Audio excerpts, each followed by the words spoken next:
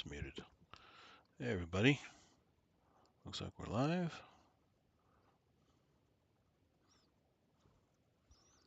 If I can get this, it's quite cold here. It's in the 40s up here at Glacier Point and Yosemite.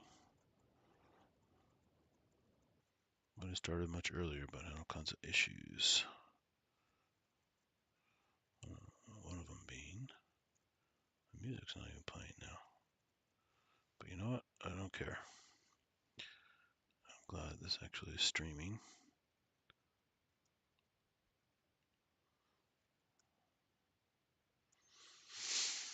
Let me know if you guys can see that. Trying to bring up a chat window here.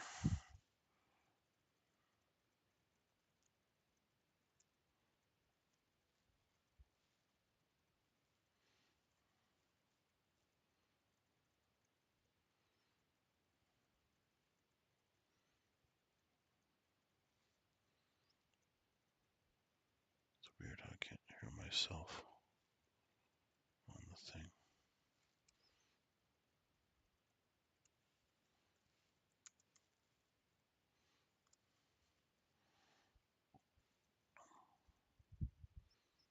Very, very weird.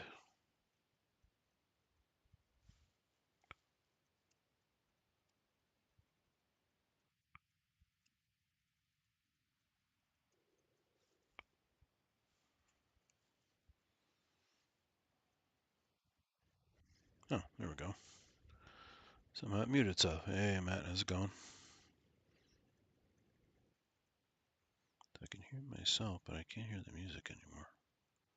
Oh, the music failed.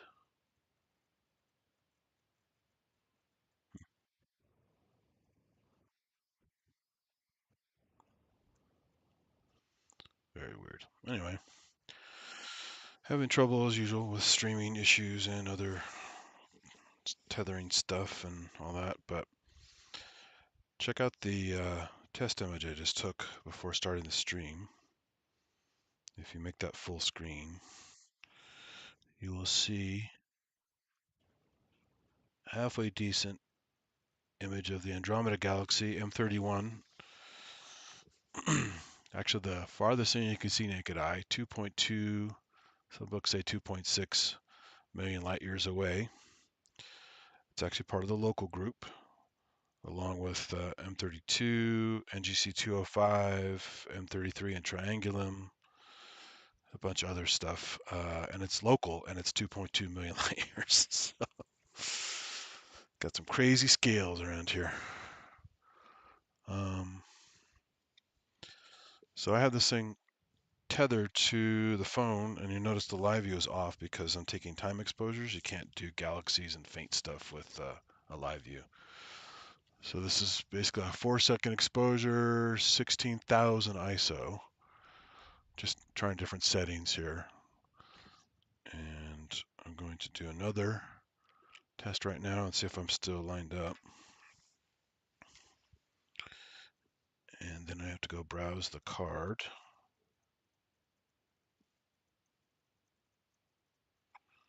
Go browse my card.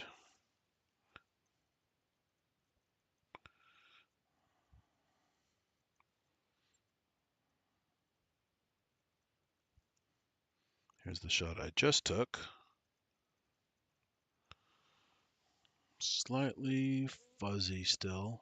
I mean, the galaxy is going to be looking fuzzy because of all the billions and billions of stars, as Carl Sagan would say.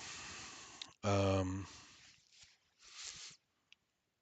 that's, you're seeing basically the a good portion of the nucleus of the galaxy and some of the spiral arms spread out. I could change the exposure a bit.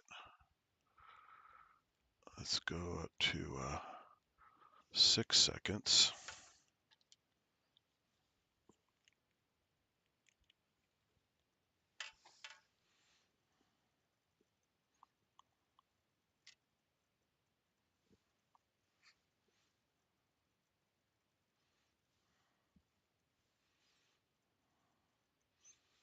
So those were 4-second shots. Here's a 6-second shot. Come on, are you there yet? No, still the same. It's not browsing. Come on, browse the card.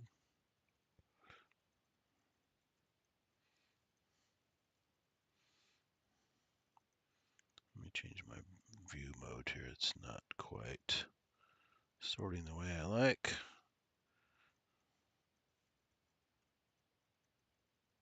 Okay, here's the latest one on the top here. Yeah, looks pretty close to the other one. Let me go and change a little bit more. Now it's a 10-second exposure.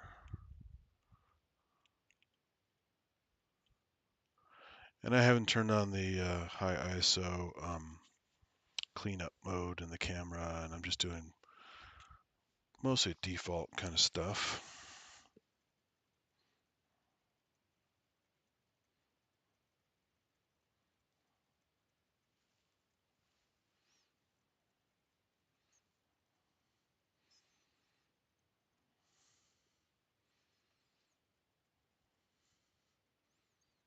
Why is it not updating my list?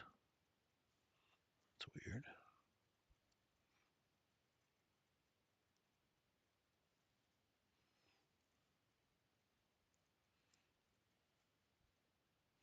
No, that's not it. Bear with me, I'm now having problems with the image browsing. There you go. I'm not polar aligned 100% again. I had some trouble. I got up here later than I expected. I actually had to take a nap today because, long story short, I didn't get a lot of sleep last night. Because I left super early to come here to avoid the lines. It turns out it wasn't that busy here today until we got into Yosemite Valley. But you can see a much wider view now of the spiral arms. You can even see a dust lane in there, looks like. There's a cursor here. Is my cursor showing up? I wonder. Let's see. Jump back to OBS and see what you guys see. I think you guys can see that. No. Yeah, you can see it there. Cool. So here's the M31 Andromeda Galaxy. You're getting some, I think my focus isn't 100%. You're getting some trails here also because I did collimate the optics, but I didn't polar align 100% perfectly. I was in a rush. And I also didn't completely go to align the scope 100%. And I think this eyepiece projection eyepiece I'm using is not the best for this use. So I'm getting some weird artifacts on the margins where it's kind of stretching the image. But in the middle, at least you can see Andromeda Galaxy. There's actually a dust lane there. It's part of the spiral arm structure. It's kind of cool. This M32 is right there. Should be right there. It's kind of small and fuzzy. This opposite is NGC 205. So this is a little triplet cluster of galaxies, part of our local group. And let me go back to see if the chat is doing anything. I had a chat window from OBS that disappeared. So I don't know what happened to my little simple chat window.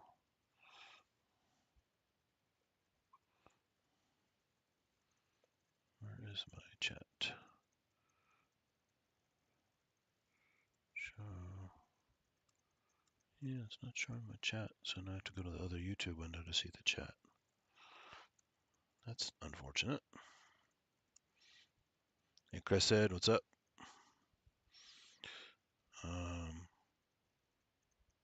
Not sure when you guys jumped into chat, but I'll just explain real quick.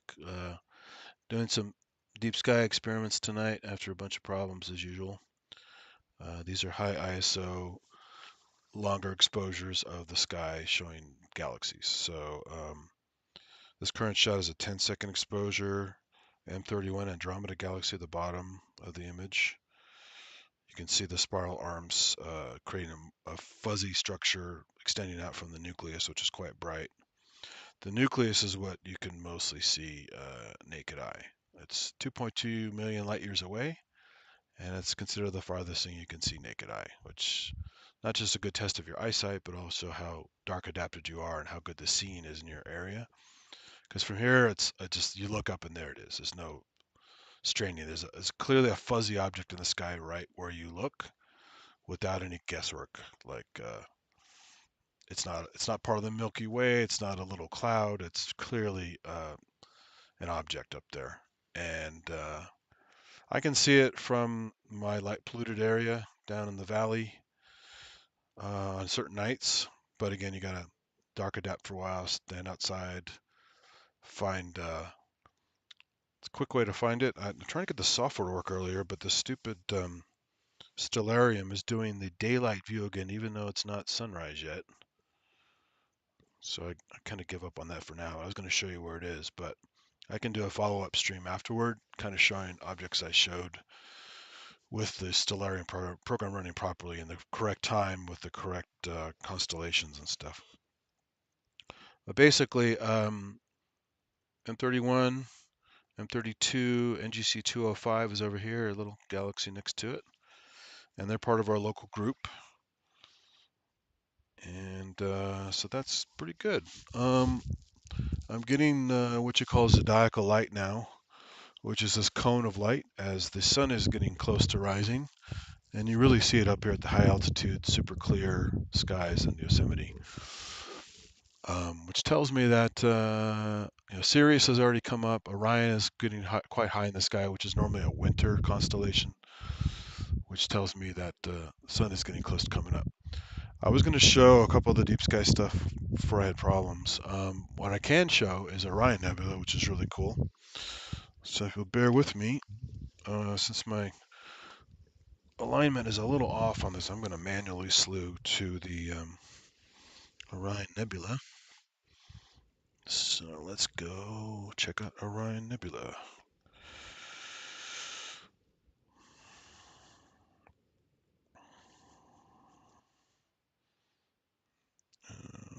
I'm going to try and have it take me there, and then I'm going to have to adjust because I'm sure it's going to be way off. So I was going to let's see, M42 in Orion.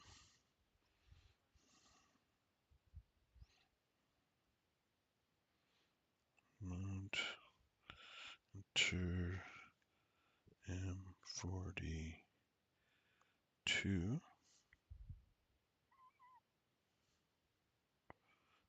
Enter. And let's see how confused the scope gets this time.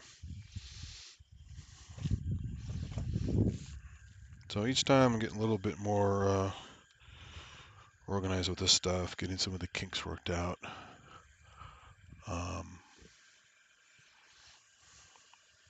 Andromeda is so bright, and it's such a cool object, I really wanted to make sure I showed that tonight. Even though it wasn't a perfect view of it. And if you haven't heard of Sirius, it's what they call the dog star, which is why they have a little dog logo for Sirius XM radio. It's a satellite radio over here. It's part of Canis Major, the large hunting dog. There's also Canis Minor next to it. They're the hunting dogs hunting with Orion. And so everyone knows Orion with the belt stars, 3 belt stars, and a little sword. It's like scabbard, 3 stars going down.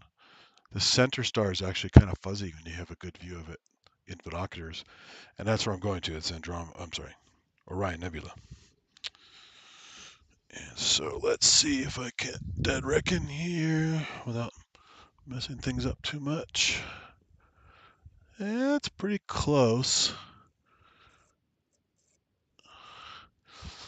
So because I'm using the camera as a viewfinder, you can see some stars in there. Because again, this is a very bright object, even without the nebulosity showing at this point. So this is the center of the scabbard. Make sure it shows up in the stream okay. Sorry, I didn't move my laptop, so I have to keep walking around everything. And let me close the picture I was already showing. And let's go back to the, oh, you're not seeing live view now. So watch this. If I turn live view on real quick for the Nikon camera, activate, you will get live view. And I'll put this in the foreground. There's the live view for Nikon. So the center one is the Orion Nebula, not super exposed right now because it's just live view through the camera. And I'm about ready to deactivate that view. So now I go back to card reader. This is one little trick in OBS. When you go webcam, it takes over the camera and locks out the card. So you have to deactivate it, and then you can go back to browsing the stuff there. So let's go back to the card reader. Nikon browse here. Card browse. Okay, and go back to this view at the scroll to the bottom so I can see the latest image. And now we're going to snap an exposure. It's much brighter than Andromeda, so it's probably going to be overexposed with the settings I used for Andromeda, but here goes nothing.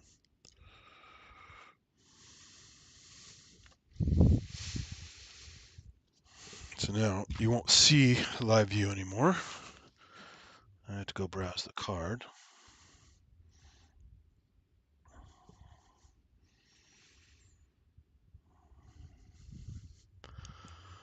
Okay.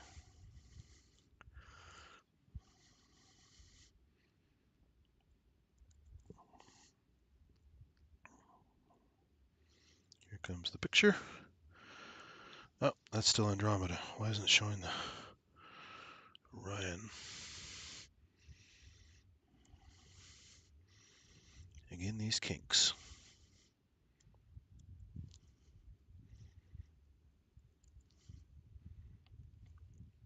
Why is it not showing the latest image?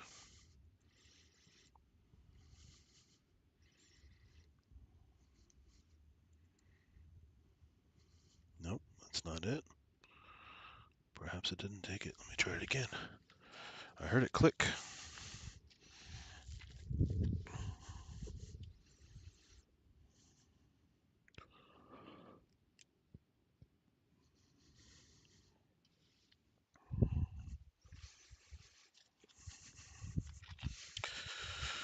Pretty sure I deactivated the Nikon camera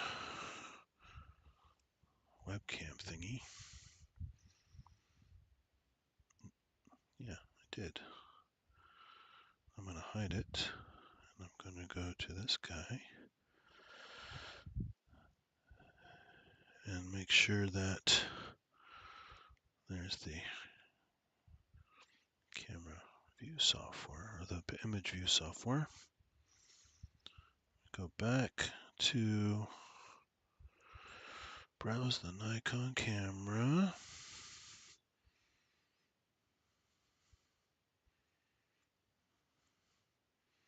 That's interesting. There we go. Now I'm in the wrong card thing.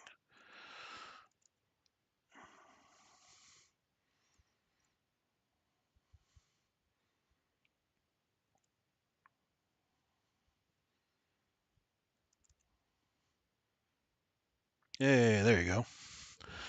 Orion Nebula. Again, overexposed because I set it for Andromeda. No, it's showing the wrong window. Hold on. Too many windows. Too many windows.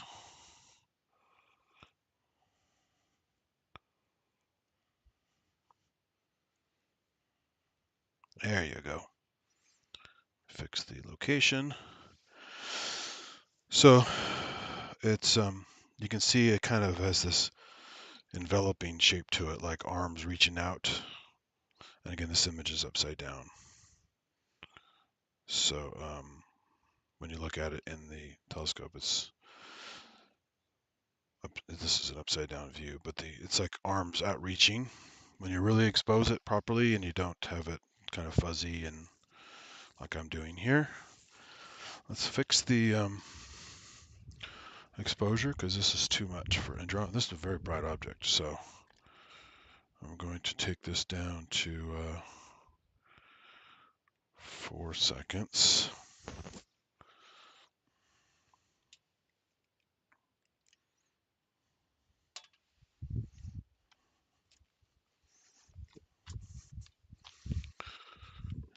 So luckily we got this to work finally, just before the sun is going to come up here in about maybe an hour or so. So that's the first attempt. Here's the next attempt. Or is that the same attempt? Maybe it didn't update the card.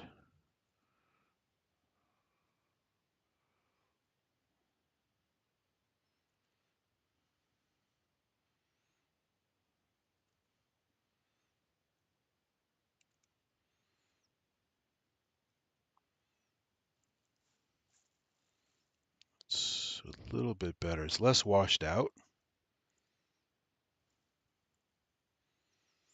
I might be able to fix the focus a little bit better. Since I can see the stars in the viewfinder, I should be able to make the focus a little bit better because I have points to look at. Let me try that real quick.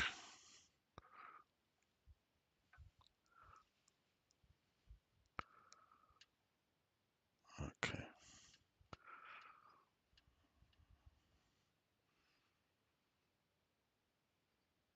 That should be better. Let's try this one now. I'm going to take it down even more. Let's do a 2-second exposure so it's less washed out. I'm still doing high ISO, which is, of course, making the image not as nice, but I only want to adjust one parameter at a time right now as I'm learning some of the goodies on here. Let's go back to browse the card.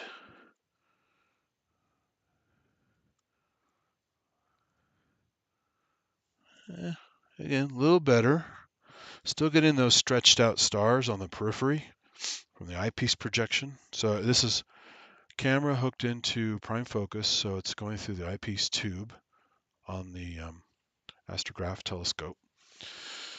And because the image is very small normally, you get eyepiece projection in the middle to make the image bigger without so much digital zooming. However, don't know if I have time to do this now, but since it's a bright object, I could probably switch it and not take up too much time. I should go prime focus without eyepiece projection, so I get a nice flat field. So let me try that real quick. It's a real-time fix here. It's going to take a little trial and error and getting the focus again. So I have to remove this guy. And next time I'm going to have different things set up. So I can, oh, Venus is actually up now. I can go there next. Go back to bright objects again. Let's see if this is enough focal length to get going here.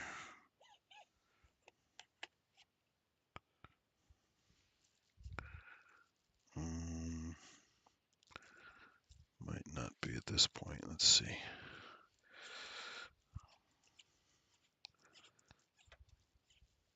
Not quite. Okay.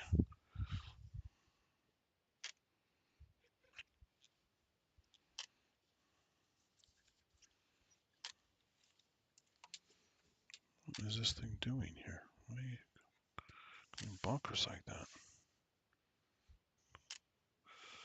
All right, so I took that one piece out. Where did I put it? I can stick it back in there.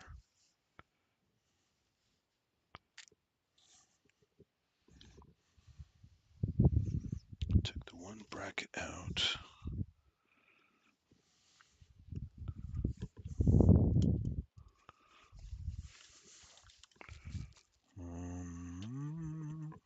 No, it's still there. I think I just have to, I know what to do. Just take this guy out of it here. Sorry, just doing stuff on the fly here. Not the most exciting thing to listen to. I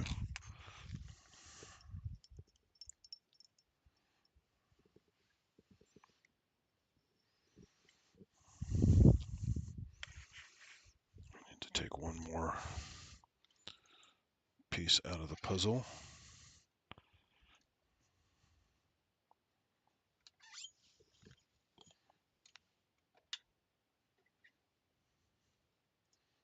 Come on, get in there.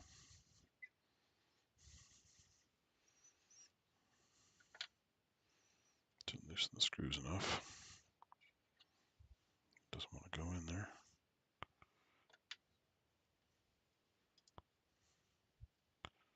And having cold hands is also more difficult because it's in the 40s up here. I didn't check the exact temperature, but on the drive up here it was in the 40s. So pretty wild for summertime. Hot as hell here during the day, and then very, very cold at night. It's roughly 7,000 feet. I forgot the exact. There we go. Now it's going in. The batteries are going to last too. Of course, the cold temperatures screw your battery life. So far the camera's a trooper, but the laptop had to go onto a inverter battery, and the telescope battery is still holding up, so the motors don't take up too much stuff. Okay.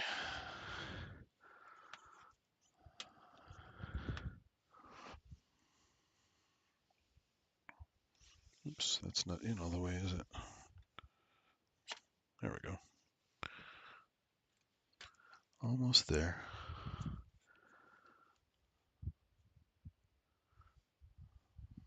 Yeah, it looks pretty good through here. And it's all distorted like the other view was.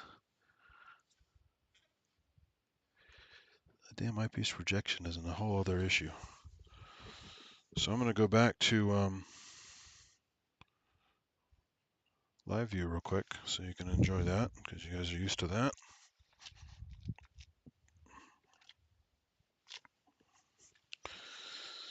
Let's fix OBS, go back to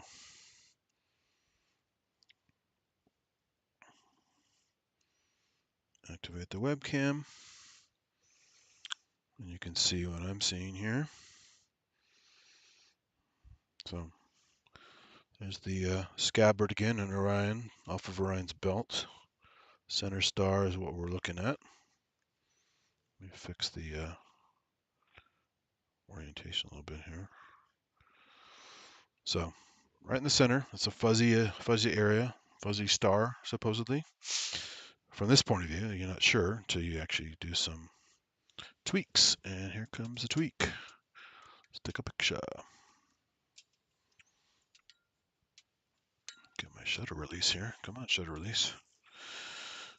Now we're going to go back to disable live view, webcam. Bam. You're gone. Let's go back to browse the camera card.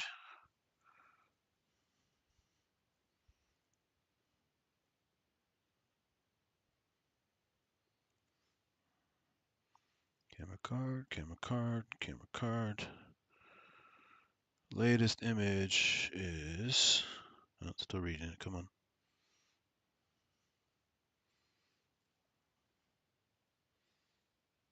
No, that's not it.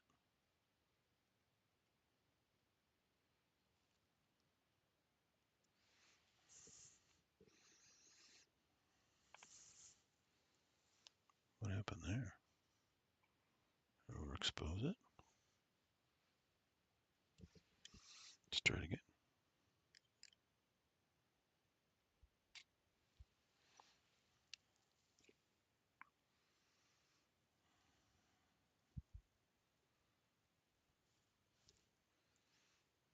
Let's go back to here again.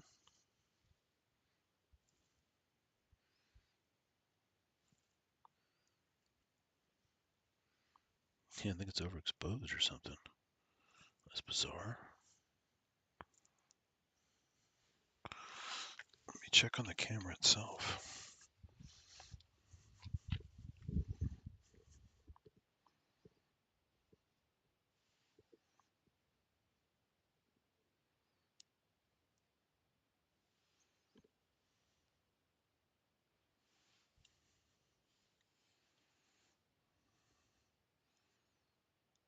Take this ISO back down.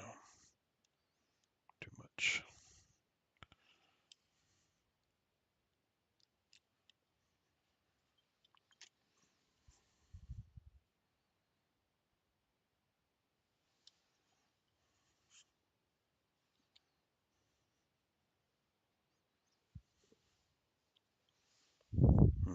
That's weird. Why can't I browse the card now?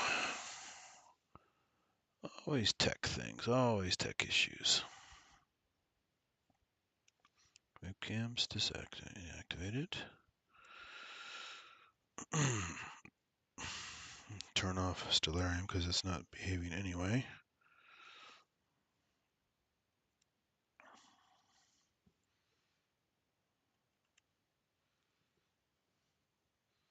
We're getting a white image.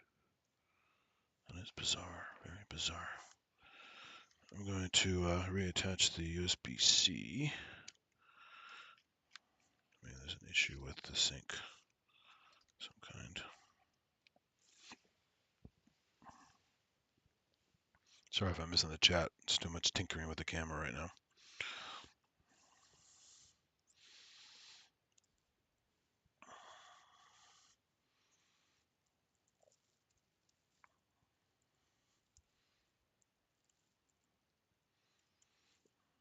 There's the card, there's the card.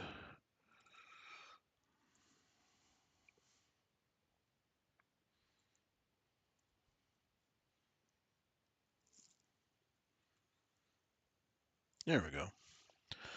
So the images look better, but it's still washed out because my settings are off. It was still set to very faint stuff, and his stuff is not so faint. So I'm going to drop it down to 1 second. ISO 2500.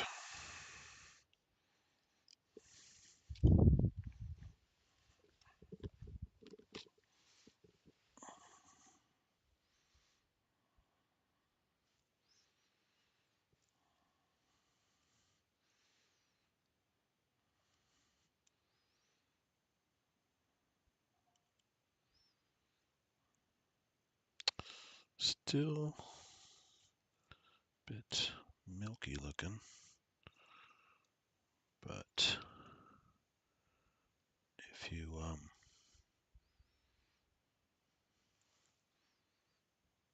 oops, don't do that.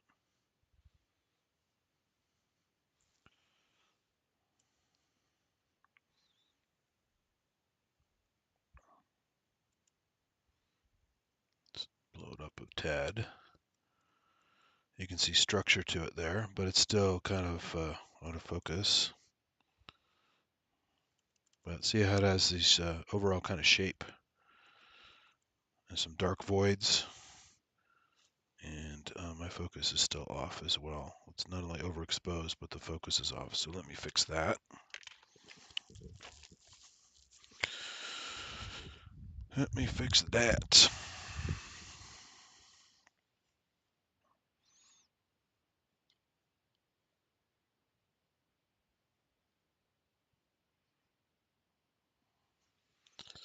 And because it was still overexposed, I'm going to go down to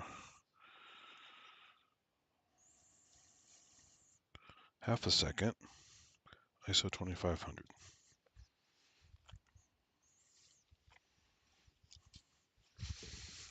And it should be sharper as well. Fix the focus.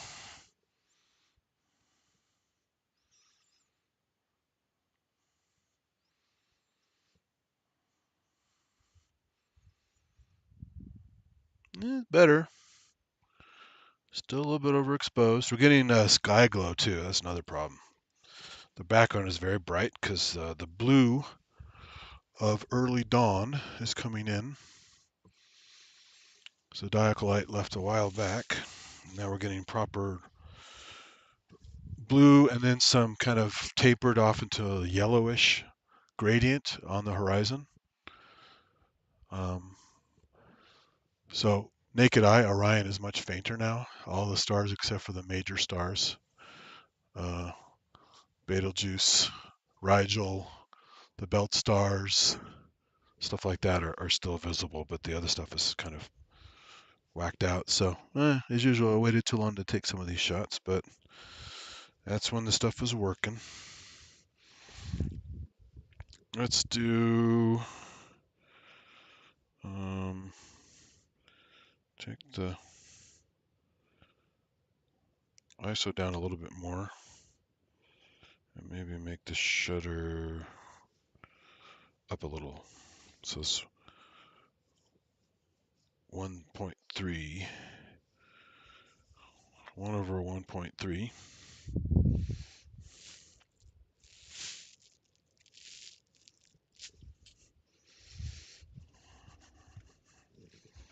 Let's see how that looks. And then we'll go to Venus.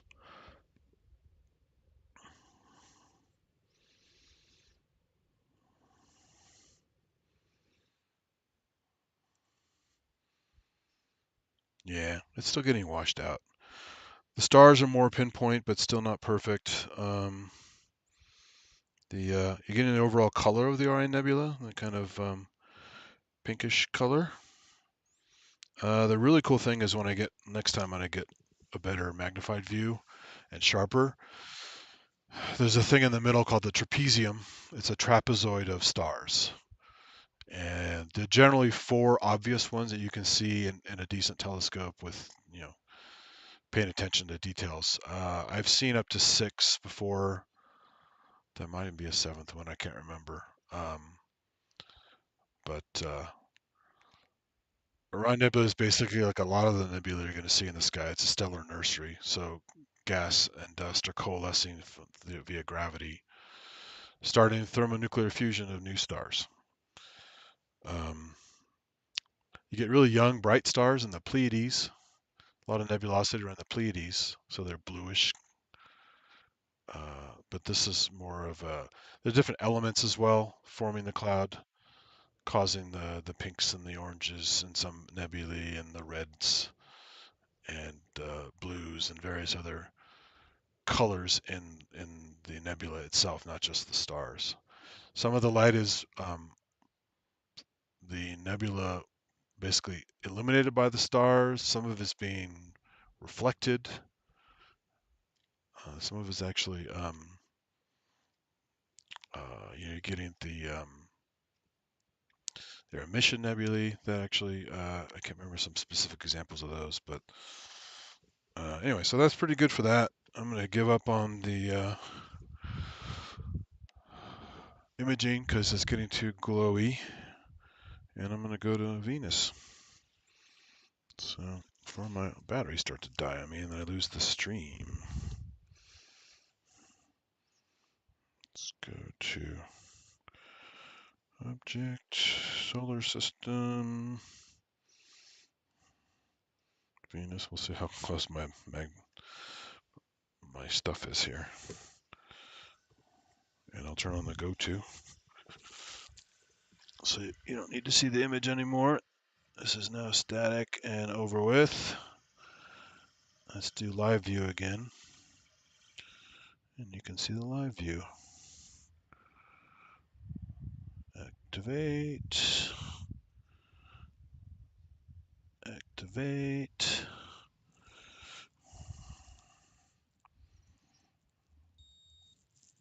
And now it's totally washed out because I have the wrong settings for that part of the sky. So crank the ISO way down.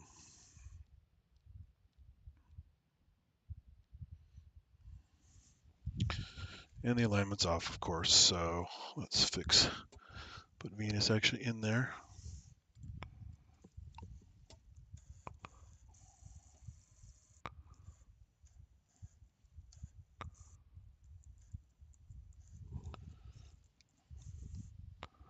Okay, so there's Venus. Let's make sure the focus is good enough.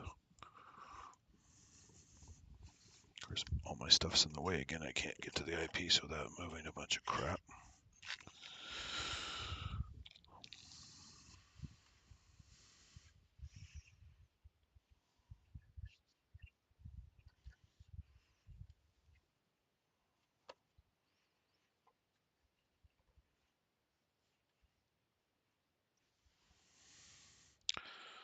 Digital zoom time.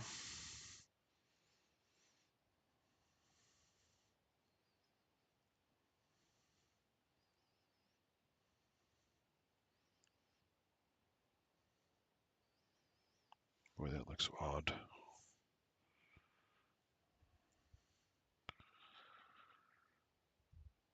It's clearly going through a phase there, but it looks a little weird.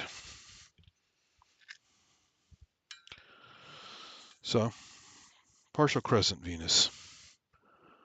That's what you call a gibbous Venus. And in this case, it's a waning gibbous because the crescent shape. Actually, this is reversed. This is flipped. This might be a waxing gibbous. It's flipped, so it's going the other way around. Same thing when you look at the moon going through phases. As it's new moon and goes into a crescent, very thin crescent into first quarter, which has the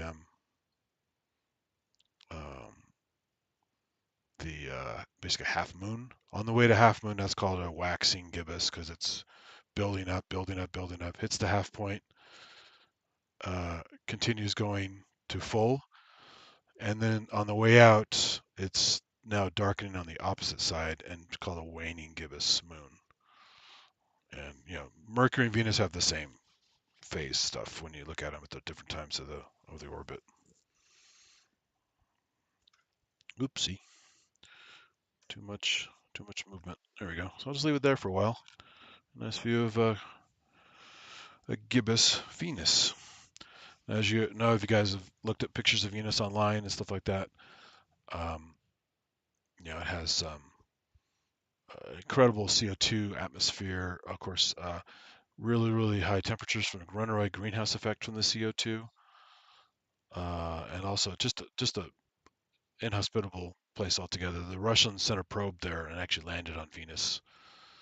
God, it was in the 70s, I think it was, maybe early 80s, and it lasted a total of like, I don't know, less than an hour, I think, before it basically through the heat and probably the pressure as well, was basically deactivated. But they got some pictures of the feet of the probe on the ground before it died. And then, of course, we sent Magellan out many years ago to navigate all around and map Venus in high res lidar and actual pictures and stuff. But you can't get pictures through the clouds. So they had to use lidar and some other techniques to actually image all the land formations. And Venus is really interesting once you get through the clouds. All right, sorry I've been missing chat for a long time, doing so much tinkering. Let's see what you guys are saying.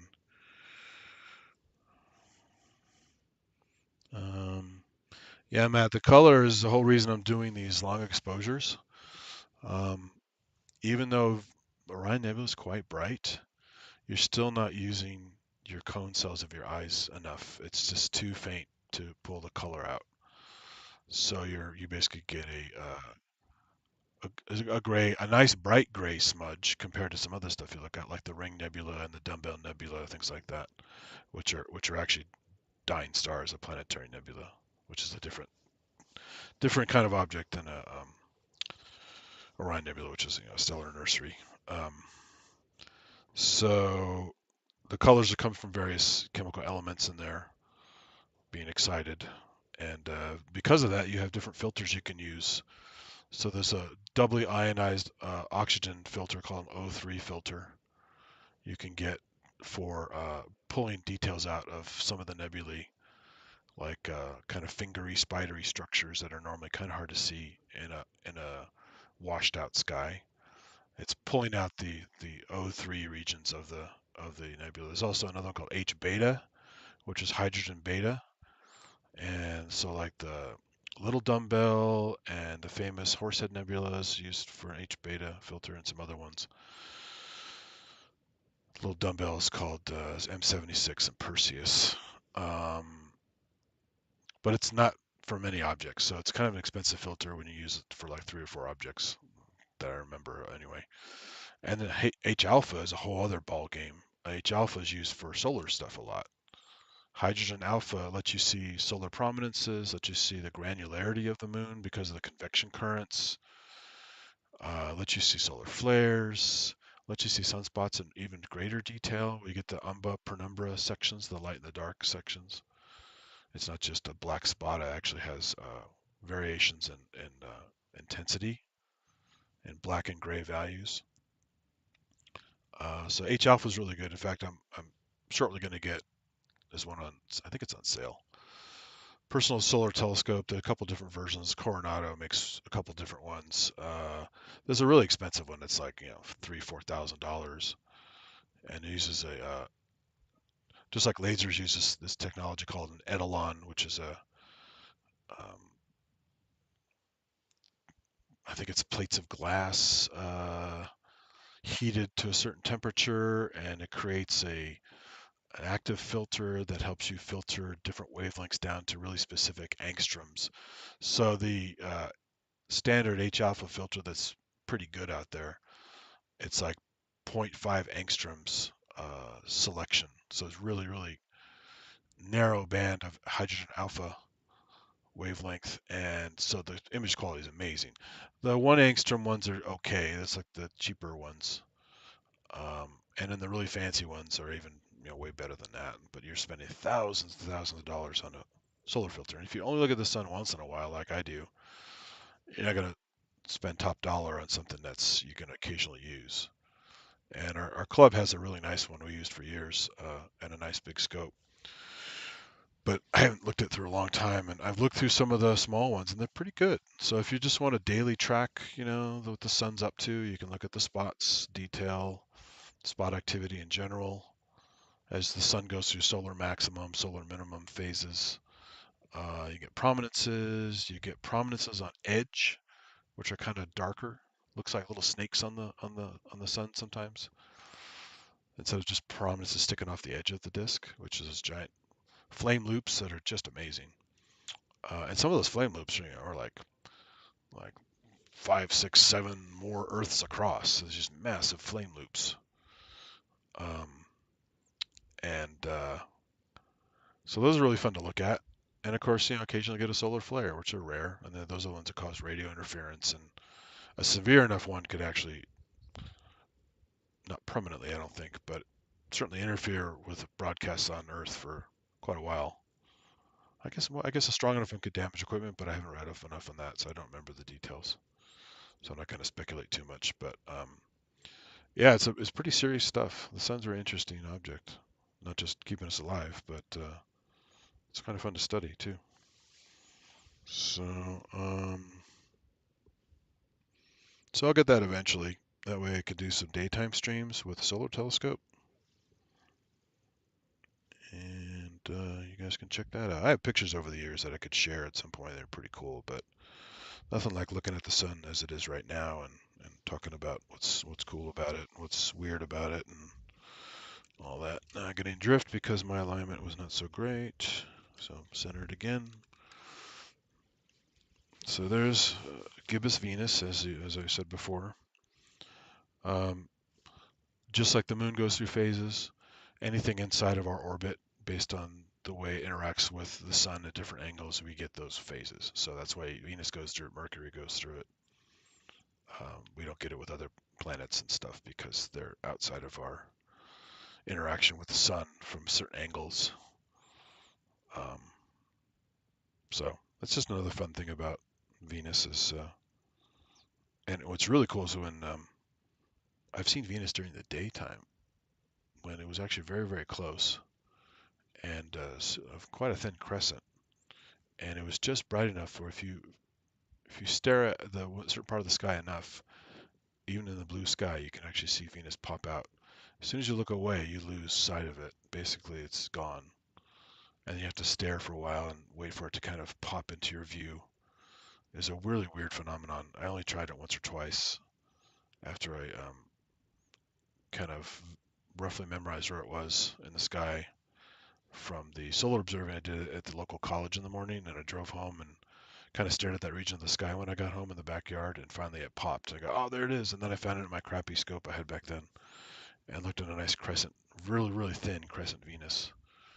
I think at that point it was a waning gibbous, thin crescent Venus. Um, so again, pretty successful stream, even though again late start. I had to take a nap after we got back to the hotel, and then it took me. Actually, kind of broke my record here. You're not supposed to speed, kids. Don't get out there and drive like a maniac. But I've been coming to Yosemite for 20 years. I know the roads really well, and I was driving her BMW, kind of ridiculous speeds through the zigzaggy stuff, and I'm always on the real careful lookout for bears because you don't want to hit a bear and you don't want to hit a coyote or some other poor little critter at night.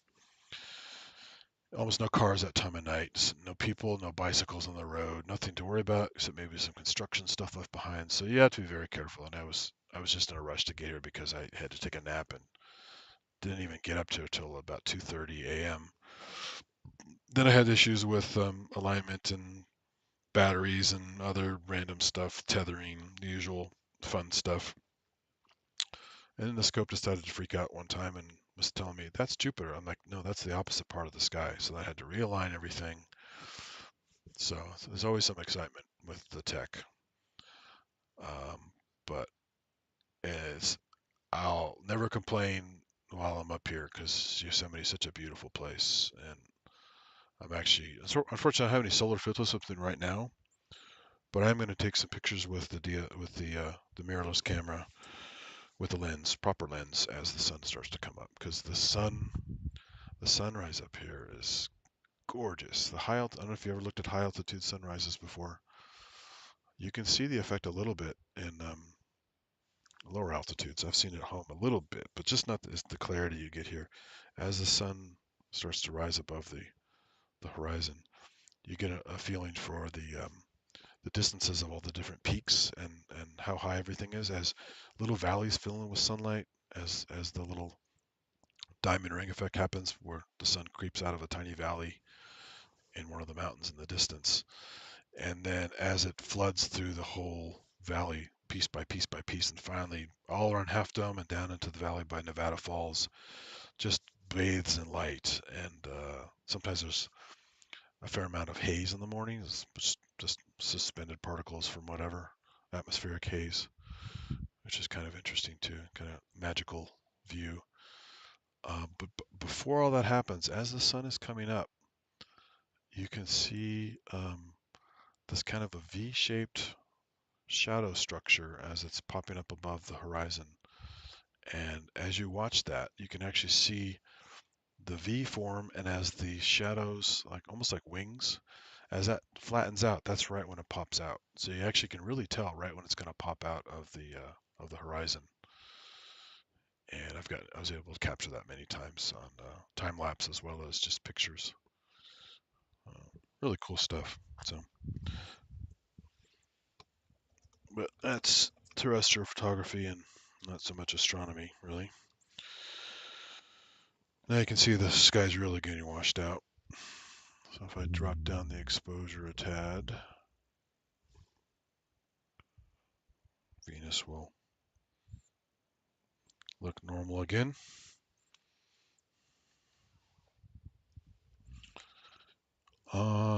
So I didn't show Saturn because by the time I got here, it's behind the trees. Saturn's pretty low at like 2:30 in the morning right now. So I didn't bother. And you saw it on other streams, so there was no point.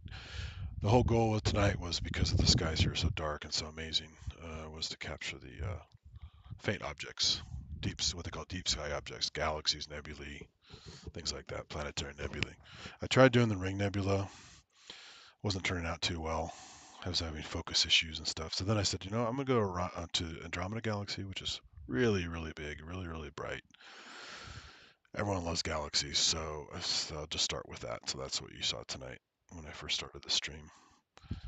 And I got to figure out the whole eyepiece projection thing, because it's definitely having issues with edge sharpness and kind of stretching the stars out.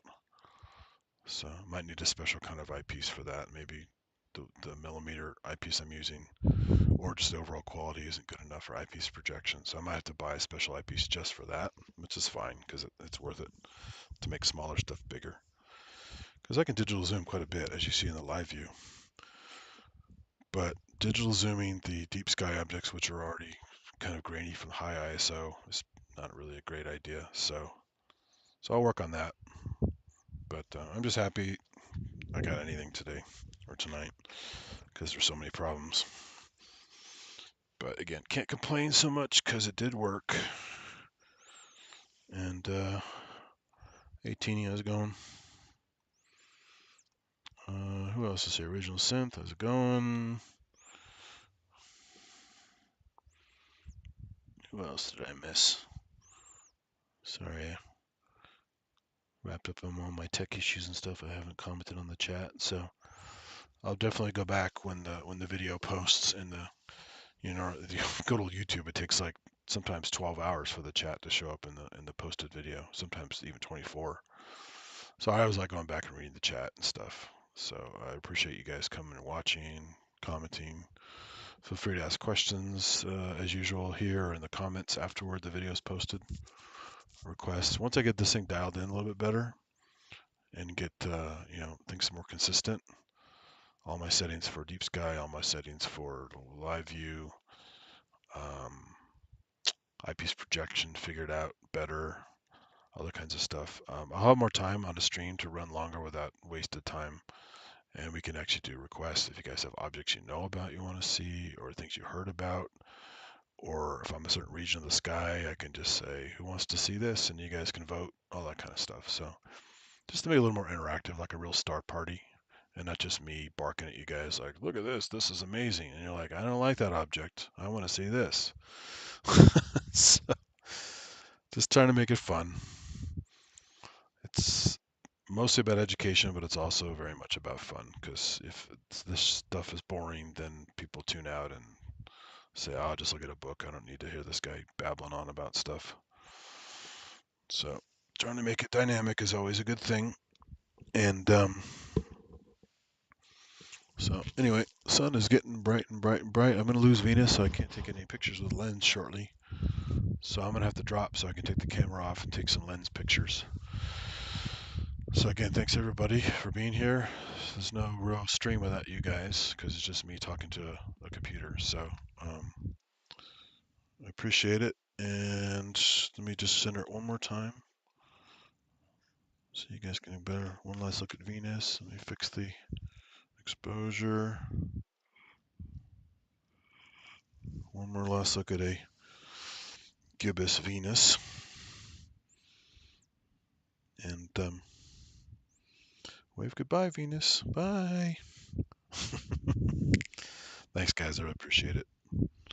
If you ever get a chance, get your ass to Yosemite. Don't get your ass to Mars. Get your ass to Yosemite, because it's gorgeous. The rock formations, the plants, the animals. I was doing some magic hour shots earlier, driving to the hotel, and we had a really nice shot of sunset. So I'll have to put those pictures together later and share it with you guys. Just amazing stuff up here. So beautiful, and just big. Everything's big. Big distances, big structures. You go to the valley, look up, and you go to the top and look down, and all these different angles and stuff. It's just incredible. So, all All right, time to get my pictures with lenses. So thanks again, guys. And as usual, your patience is always appreciated as I work all the kinks out on this crap, and but still having fun. So thanks, guys, and I will catch you later. Peace out. Keep watching the skies and watch out for the fake aliens that everyone's talking about. And as Jack Horkheimer, the Miami Space Transit Planetarium guy, used to say on the Star Hustler TV show, keep looking up. Anyway, thanks, guys. I'll see ya.